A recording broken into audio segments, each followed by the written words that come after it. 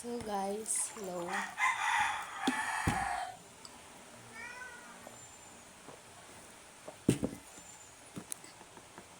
Ito yung ensalada. Dinuguan na ininit galing pa ng piyesta. Uy. Iba talaga si Sharon. And ito. Tara po, kain.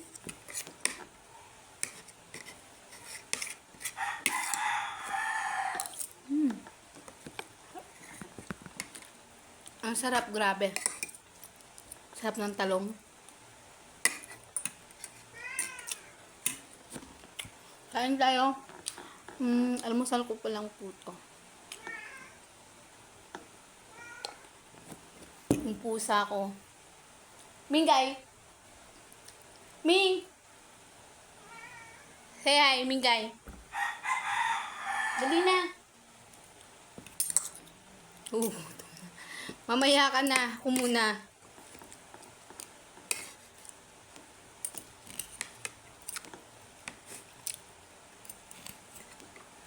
Kain po tayo. Ang sarap. Kasi wala na po akong maisip sa lutong talong, kundi prito na lang. Kaya naman torta. Kung naisipan ko na lang gawin siya ensalada. So ako lang mag-isa dito sa bahay, wala dito si Joshua. Joshua ba? Hindi. Yung amo ko, wala rito. Ako katulong rito eh. Yung amo ko wala, malis.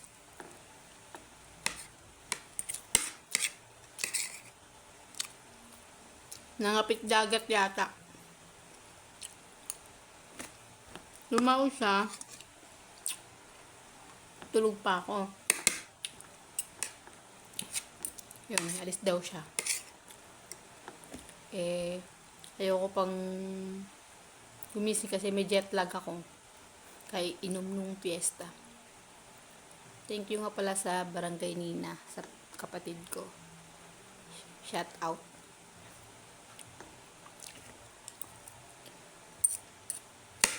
Nakapagbaon ako ng sinuguan. Ininit ko na lang sa kaso. Guys, hindi ako iglesia, so kumakain ako ng sinuguan. Favorite ko yan. Pasintabi po sa mga sa mga ayaw kumain ng dinuguan.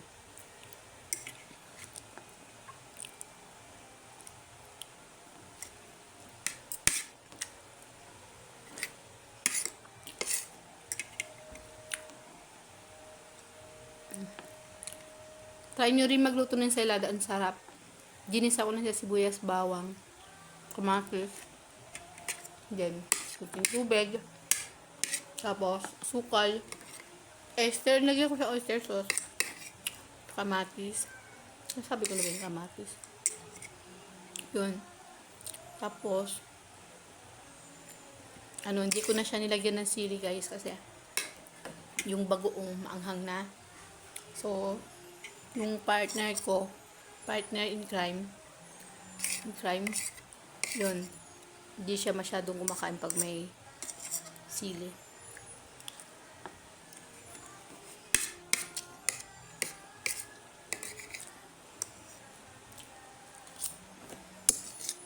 Kain tayo. Sarap.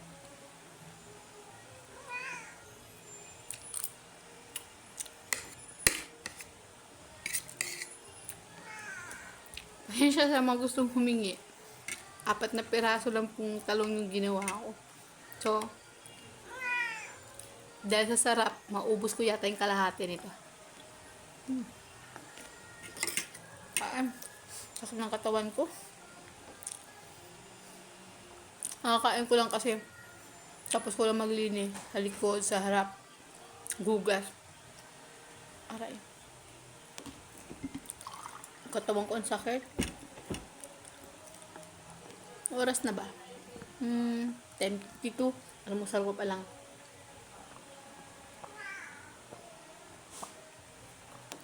So, yun, nakapag-video na ako. Yun lang po muna.